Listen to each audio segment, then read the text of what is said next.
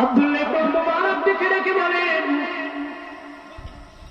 ও বুজুর্গ বন্ধু, জানো কি, এই যে কিছুদিন পূর্বে আমাদের মহল্লার ওই যে কাবার, সে তো দুনিয়াতে পড়ে কবর দেশে এসে গেছে। জানো কি, ওই কাবা আমার জান্নাতের চেয়ে বড় জান্নাত পেয়েছে। আল্লাহ তাআলা মানুষকে দাম দিয়েছেন, ওয়ালাকাদ কাররামনা বানি আদম। জোরে বলুন সুবহানাল্লাহ।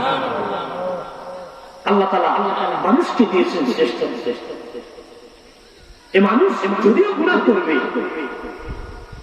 একবার আল্লাহ তাআলা রব্বুল আলামিনের কাছে যদি প্রাণ খুলে একবার যদি বলে আস্তাগফিরুল্লাহ, সাথে সাথে আল্লাহ তাআলা 20 বছর, 30 বছর, 40 বছর জিন্দেগির গুনাহ মাফ করে দিবে। সুবহানাল্লাহ। আল্লাহ তাআলা বলেছেন, আমি আমার বান্দাকে বানিয়েছি দুর্বল, কিন্তু এদেরকে মর্যাদা দিয়েছি শ্রেষ্ঠ। সুবহানাল্লাহ। এরা যদি ছোট ছোট কাজ করে, আল্লাহ তাআলা এই মানুষকে এমন মর্যাদা দিয়েছেন।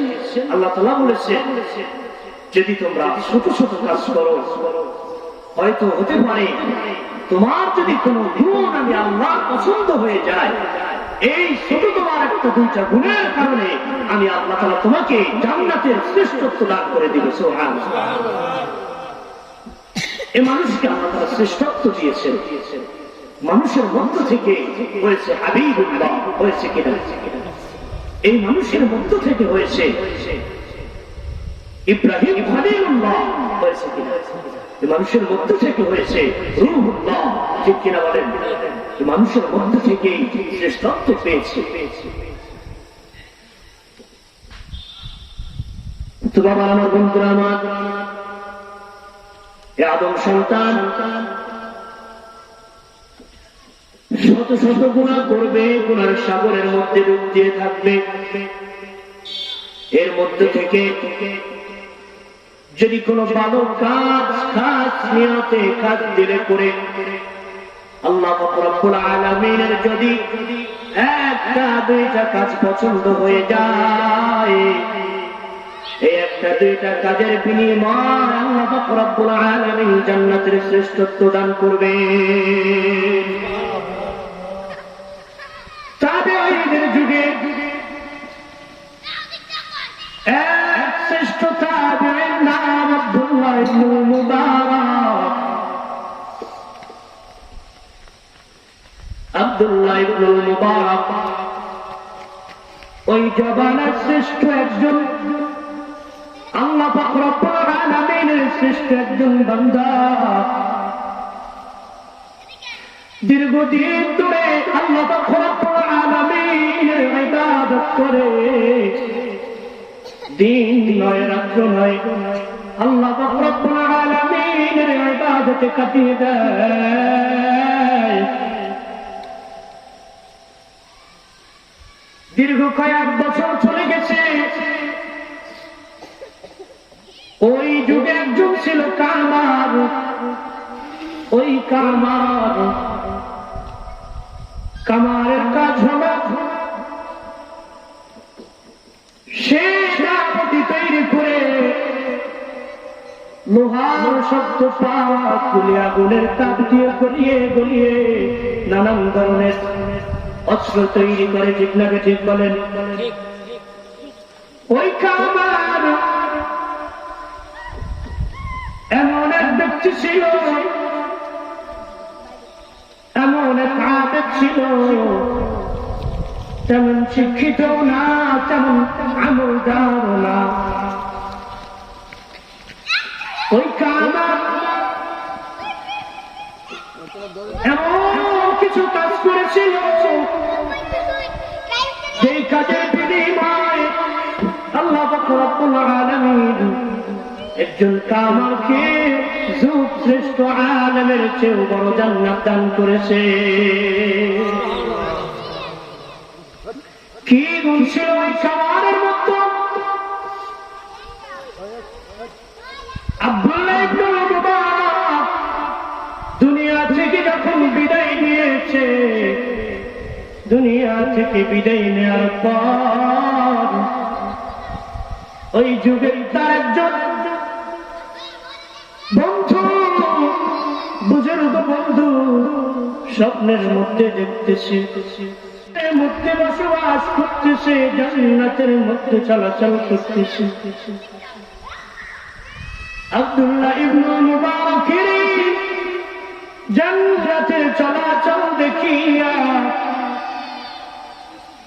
ওই জওয়ানের আর এক বুজুর্গ তার বন্ধু বলতেছে, ও যুক্তিষ্ঠ আবেদ, বছর কি বছর মাওলার ইবাদতে কাটিয়েছো, আজ মাওলার জান্নাত পেয়েছো। এই দেখে বাহবা দিতেছে, যেভাবে ইবাদত করেছো সেভাবে আজ জান্নাত পেয়েছো। আব্দুল্লাহ ইবনে মুবারক ডেকে ডেকে বলে, হ্যাঁ আলহামদুলিল্লাহ, বছরকে বছর মাওলার ইবাদত করেছি, মাওলা আমাকে পুরস্কার হিসেবে জান্নাত দিয়েছে। বাবার আমার বন্ধুরা, আব্দুল্লাহ ইবনে মুবারক ডেকে ডেকে বলেন, ও বুজুর্গ বন্ধু, জানো কি, এই যে কিছুদিন পূর্বে আমাদের মহল্লার ওই যে কাবা, সে তো দুনিয়াতে পড়ে কবর দেশে এসে গেছে। জানো কি, ওই কাবা আমার জান্নাতের চেয়ে বড় জান্নাত পেয়েছে। এই স্বপ্ন দেখে ওই বুজুর্গ বন্ধু ঘুম ভেঙে গেছে, সকাল হয়েছে, সকালবেলা দিশে হারা হয়ে গেছে। কেমন কথা, যুগ শ্রেষ্ঠ একজন বুজুর্গ ব্যক্তি, এই ব্যক্তির চেয়ে একজন কামারের জান্নাত বড় জান্নাত কিভাবে হতে পারে? দেখবেন অনেক বড় একজন আলেম সমাজে মৃত্যু হয়ে গেছে, এই ব্যক্তি জান্নাত পাবে কিনা এরকম গ্যারান্টি আছে? আবার দেখবেন জওয়ানার এমন এক ব্যক্তি, যে ব্যক্তি দিন আনে দিন খায়, জামা পরলে টুপি পরতে পারে না, টুপি পরলে লুঙ্গি পরতে পারে না, এমন অসহায় ব্যক্তি, এই ব্যক্তি জান্নাত পেতে পারে কি পারে না? সমাজের অনেক বড় নেতৃত্ব এক ব্যক্তি, এই ব্যক্তি জান্নাত মনে করেন পাবে না, কিন্তু সমাজে একজন কালো, একজন অসহায় ব্যক্তি জান্নাত পেতে পারে কি পারে না? এটা কার খেলা? এটা আল্লাহর খেলা। যার সাথে আল্লাহ রাসূলের মুহাব্বত হয়ে যাবে, আল্লাহ রাসূল বলেন আল মারউ মা'a মান আহাব্বা, যার সাথে যার মুহাব্বত তার সাথে তার হাসর নাসর হবে। যারা বলছে যে দুনিয়াতে আল্লাহর সাথে প্রেম করে যাবে, আল্লাহর ইবাদত বন্দেগীতে সময় কাটিয়ে যাবে, আল্লাহকে খুশি করে মৃত্যুবরণ করতে পারবে, আল্লাহ পাক রব্বুল আলামিন একমাত্র তাকেই ঘোষণা দেওয়া হবে, ইয়া আইয়াতুহান নাফসুল মুতমাইন্নাহ ইরজিই ইলা রাব্বিকা রাদিয়াতাম মারদিয়া ফাদখুলি ফি ইবাদি ওয়াদখুলি জান্নাতি। সুবহানাল্লাহ। ওই ব্যক্তিকে ঘোষণা দেওয়া হবে, এসো এসো, আল্লাহ তোমাকে ডাকতেছেন জান্নাতের দিকে, এসো। সুবহানাল্লাহ। এই জন্য বাবা আমার বন্ধুরা আমার, যেই কথা বলতেছিলাম, এবার ওই বুজুর্গ ব্যক্তি এই স্বপ্ন দেখার পরে সকালবেলা মনের মধ্যে তারা উঠে গেছে।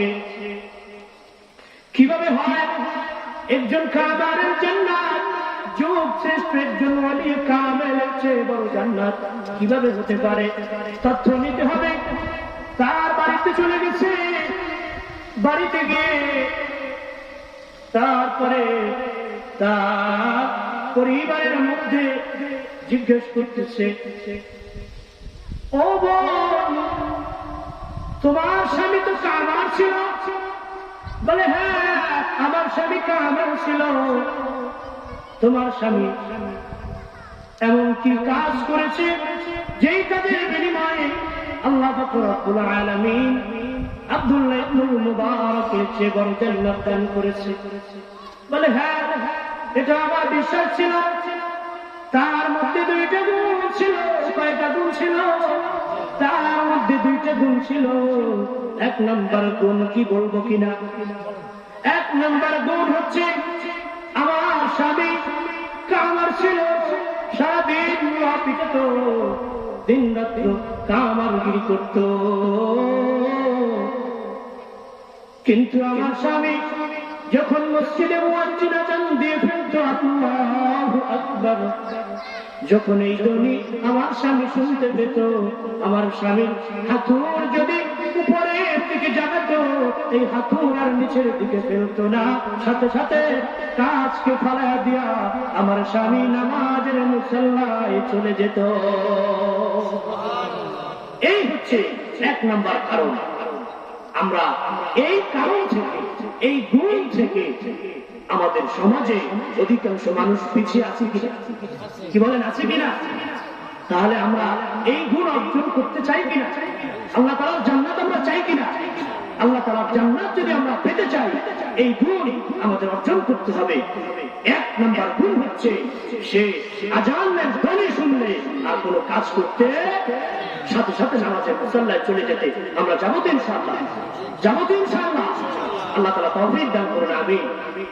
দ্বিতীয় নাম্বার গুণ হচ্ছে, সংক্ষিপ্ত ভাবে বলতেছি, এই কামারের দ্বিতীয় নাম্বার গুণ ছিল, যখন রাত্র হয়ে যেত, এভাবে গরমের দিন, সারাদিন উত্তপ্ত গরম, গরমের মধ্যে কাজ করা যায় না, যায় কিনা? গরমের মধ্যে কাজ করতে বড় কষ্ট হয়।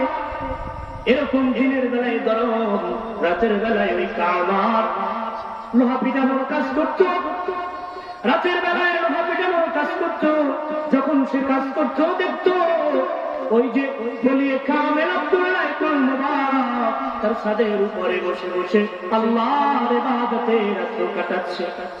আব্দুল্লাহ ইবনে মুবারকের ইবাদত দেখে ওই কামার চোখে পানি ফেলত, চোখের পানি ফেলা ফেলা বুক বাসায়া দিত, আর বলতো, মাওলা, আজ আমাকে এই হাতুড়ার কাপড় আমার হাতে ধরিয়ে দিয়েছেন, নাইলে আমিও আব্দুল্লাহ ইবনে মুবারকের মতো রাত্র জাগরণ করে তোমার ইবাদত করতাম, তোমাকে আমি ভুলতাম না। মাওলা, আমি আমার কাজের জন্য করতে পারি না, আব্দুল্লাহ ইবনে মুবারক জান্নাত কামাই করে নিবে, আল্লাহ আমাকে তুমি জান্নাত থেকে বঞ্চিত করো না। আজকে আমার কাছে আছে যে যদি কোনো ব্যক্তি ইবাদত করা শুরু করে, মনে করেন নামাজ পড়া শুরু করেছে, এই ব্যক্তির ইবাদত দেখে মানুষের যে কত প্রকার টিস্কেরে শুরু হয়ে যায়, আছে কিনা? এত পরিমাণে যে হিংসা, এত প্রকার শুরু হয়ে যায় যে ওই মানুষ আবার ইবাদত ছেড়ে দিতে বাধ্য হয়, ঠিক না? এই জন্য আমরা এক নম্বর গুণ হচ্ছে, আমরা যখনই আযান দিবে সাথে সাথে আমরা মসজিদে চলে যাব, নামাজ পড়বো, আর রাজি আছি ইনশাআল্লাহ। আর দ্বিতীয় নম্বর গুণ হচ্ছে, আমরা হিংসা থেকে দূরে থাকবো, মানুষকে হিংসা করবো না। আল্লাহ রাসূল বলেছেন, হিংসা হইতে দূরে থাকো, কেননা হিংসা নেকিকে ধ্বংস করে দেয়। নাউযুবিল্লাহ। আল্লাহ তাআলা আমাদের সকলকে নেককার হিসেবে, পাঁচ ওয়াক্ত নামাজি হিসেবে কবুল করুন, সকল বলে আমিন।